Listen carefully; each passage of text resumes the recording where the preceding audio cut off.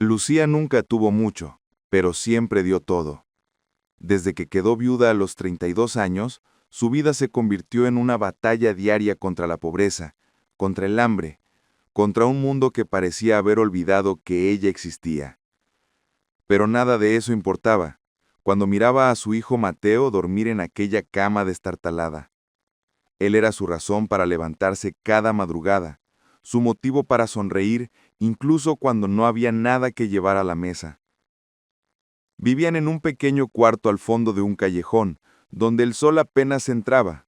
Las paredes tenían manchas de humedad que parecían mapas de países que nunca visitarían. Pero Lucía limpiaba ese espacio con una dedicación que rayaba en lo sagrado. Un hogar limpio es un hogar con dignidad, le decía Mateo mientras pasaba el trapo por el suelo de cemento. Trabajaba lavando ropa ajena en el río, sus manos siempre ásperas, siempre rojas del agua fría y del jabón barato. Llegaba a casa cuando el sol ya se había rendido, con algunos pesos que apenas alcanzaban para el pan del día siguiente. Pero nunca se quejaba. La fe de Lucía era tan sólida como las piedras donde lavaba la ropa. Dios proveerá, susurraba cada noche antes de dormir. Mateo tenía 12 años cuando empezó a darse cuenta de todo lo que su madre hacía por él. Veía cómo ella comía menos para que él pudiera repetir el plato. Notaba cómo usaba la misma ropa gastada mientras él estrenaba los uniformes escolares que ella cosía con retazos conseguidos en el mercado. Y aunque era solo un niño, ya cargaba con una culpa que no le correspondía. «Mamá, yo puedo trabajar también», le dijo una tarde mientras ella remendaba sus zapatos por tercera vez. Lucía levantó la vista, y en sus ojos cansados brilló algo que Mateo no supo identificar. Era ternura, mezclada con una tristeza antigua. «Tu trabajo es estudiar, mi amor. Ese es el mejor regalo que puedes darme». Y Mateo estudió, con una dedicación que parecía imposible para un niño de su edad. Se aferraba a los libros como si fueran su única salida de ese callejón sin sol. Lucía lo miraba hacer tareas bajo la luz de una vela cuando se iba la electricidad, y su corazón se llenaba de un orgullo que ninguna riqueza podría comprar. Los años pasaron como pasan las estaciones para quienes no tienen tiempo de notarlas. Mateo creció, y con él crecieron sus sueños. Quería ser médico. Quería curar a gente como su madre, que vivía con dolores que nunca mencionaba, pero que Mateo veía en la forma lenta en que se levantaba cada mañana. Lucía sentía que sus fuerzas se agotaban. El trabajo en el río le había destrozado la espalda y ahora cada movimiento era una punzada de dolor que se tragaba en silencio. Pero cuando Mateo le mostró la carta de aceptación en la universidad, todo ese sufrimiento pareció tener sentido. «Lo lograste, hijo mío», le dijo mientras las lágrimas caían sin permiso por sus mejillas arrugadas. Pero la alegría duró lo que dura un suspiro en medio de la tormenta. La universidad estaba en la ciudad, a 3 horas de distancia, y aunque la matrícula era gratuita, los gastos de alojamiento, comida, libros y transporte eran imposibles para alguien como Lucía. Mateo lo sabía, y esa noche lloró en silencio mientras su madre preparaba la cena con los últimos frijoles que tenían. «No voy a ir, mamá», le dijo al día siguiente. Lucía lo miró con una firmeza que él no le conocía. «Ni se te ocurra, vamos a encontrar la forma». Pero ambos sabían que no había forma. No había ahorros, no había familia que pudiera ayudar, no había milagros a la vista. Sin embargo, Lucía no era de las que se rendían. Comenzó a trabajar el doble. Lavaba ropa de día y limpiaba casas de noche. Dormía 3 horas cuando tenía suerte.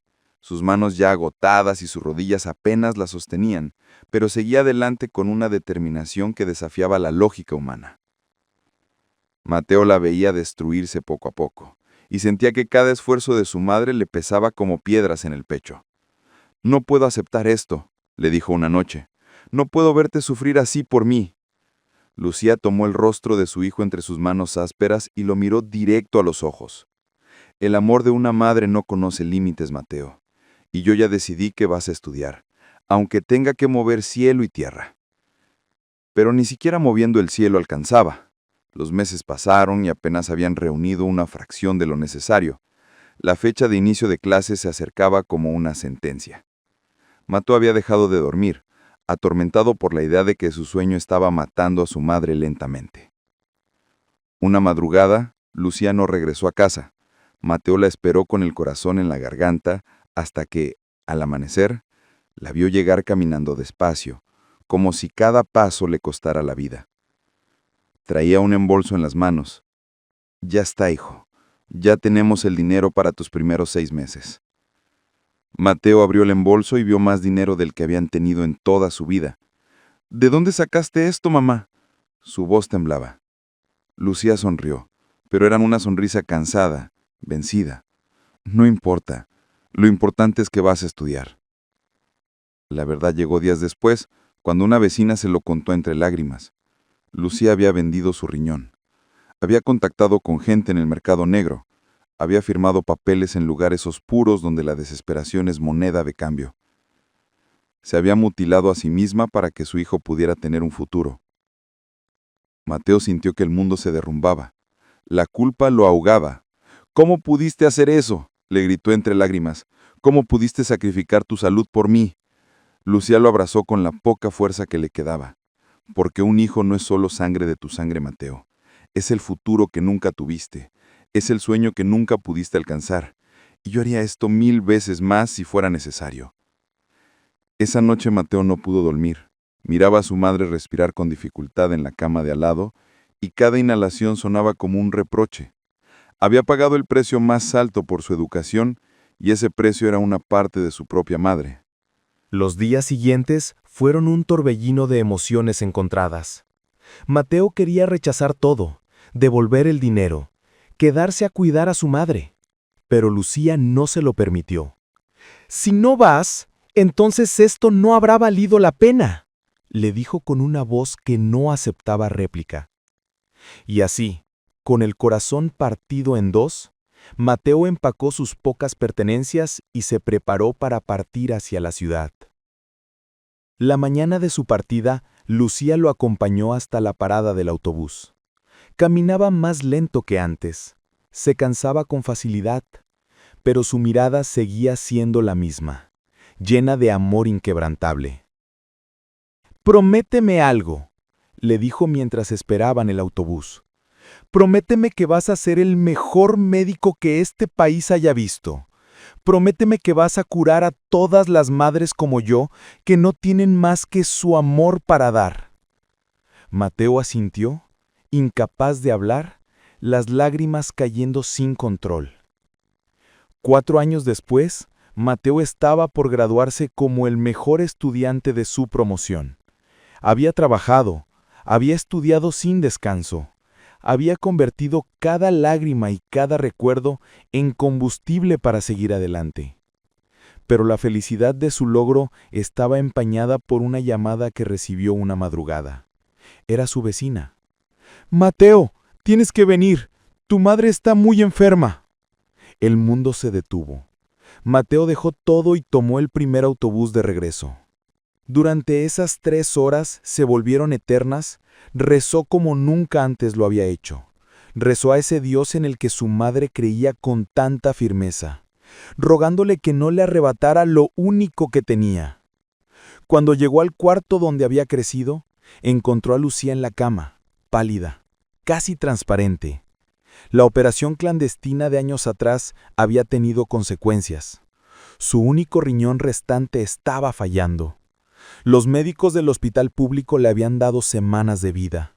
No había dinero para tratamiento. No había opciones. Mateo cayó de rodillas junto a la cama y tomó las manos de su madre, esas manos que habían trabajado hasta sangrar por él. «Mamá, no», susurró. «No puedes irte ahora. Estoy a punto de graduarme. Estoy a punto de cumplir todo lo que soñaste para mí». «Ya lo cumpliste, mi amor. Ya me diste todo lo que necesitaba. Te vi convertirte en el hombre que siempre supe que serías. Pero yo quiero más tiempo». Lloró Mateo. «Quiero cuidarte. Quiero darte todo lo que tú me diste a mí. Quiero que vivas en una casa grande con jardín. Quiero que nunca más tengas que trabajar. Quiero...» «Ya me diste todo eso», lo interrumpió Lucía con voz débil.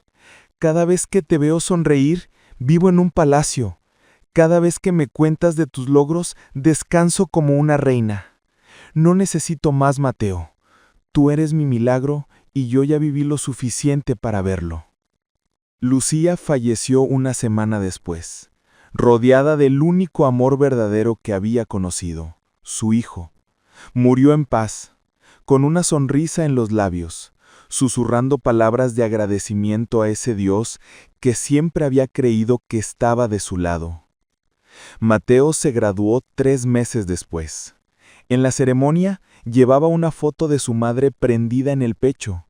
Cuando llamaron su nombre como el mejor estudiante, subió al estrado con lágrimas en los ojos y dedicó su logro a la mujer más valiente que jamás conocí, la que me dio no solo la vida, sino el propósito para vivirla. Los años que siguieron fueron una montaña rusa de dolor y sanación. Mateo se convirtió en médico tal como había prometido. Se especializó en nefrología, dedicando su carrera a tratar enfermedades renales. Cada paciente que salvaba era un pequeño tributo a su madre.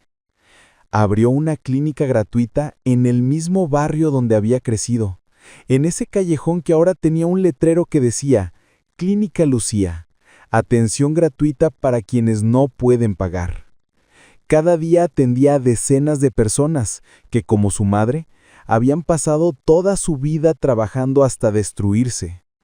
Con el tiempo, Mateo se casó y tuvo una hija. La llamó Lucía, por supuesto. Y cuando la niña tenía la edad suficiente para entender, le contó la historia de su abuela, la mujer que vendió una parte de sí misma para que él tuviera un futuro. ¿Por qué lo hizo, papá?, preguntó la pequeña Lucía con ojos curiosos. Mateo sonrió, aunque la tristeza nunca se había ido del todo de sus ojos. Porque el amor de una madre es el único milagro real que existe en este mundo. Es un amor que no pide nada a cambio, que lo da todo sin esperar recompensa, que se sacrifica sin pensarlo 2 veces. Cada año, en el aniversario de la muerte de Lucía, Mateo visitaba su tumba con flores frescas.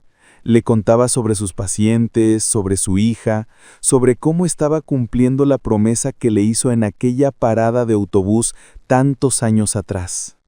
«Estoy curando a todas las madres como tú, mamá», le decía al viento.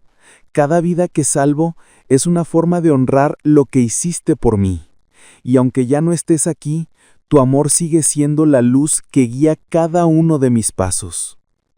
Un día, atendiendo en su clínica, llegó una mujer que le recordó inmediatamente a su madre. Mismas manos ásperas, misma mirada cansada pero llena de determinación.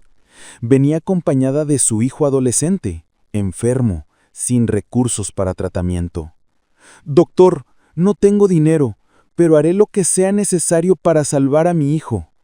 Vio en sus ojos el mismo amor desesperado que había visto en los de su madre. Y supo exactamente qué hacer. «No va a hacer nada», le dijo con firmeza, pero con calidez. «Yo voy a curar a su hijo, y no me debe nada, absolutamente nada». La mujer lo miró confundida, las lágrimas comenzando a caer. «¿Pero por qué?». Mateo sonrió, y por un momento fue como si su madre estuviera ahí con él, guiando sus palabras, porque alguien una vez se sacrificó por mí, y la mejor forma de honrar ese sacrificio es asegurarme de que ninguna madre tenga que hacer lo mismo. El amor de una madre no se mide en palabras ni en gestos. Se mide en sacrificios silenciosos, en noches sin dormir, en dolores que nunca se mencionan. Es un amor que trasciende la lógica, que desafía los límites del cuerpo y del alma. Y aunque el tiempo pueda llevarse su presencia física, su esencia permanece para siempre en cada latido del corazón de sus hijos, porque el verdadero milagro no está en lo que recibimos, sino en lo que somos capaces de dar por amor.